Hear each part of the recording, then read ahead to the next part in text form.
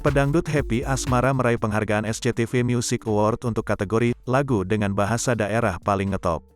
Penghargaan itu diraih Happy Asmara lewat salah satu lagu hitsnya yang berjudul Satru.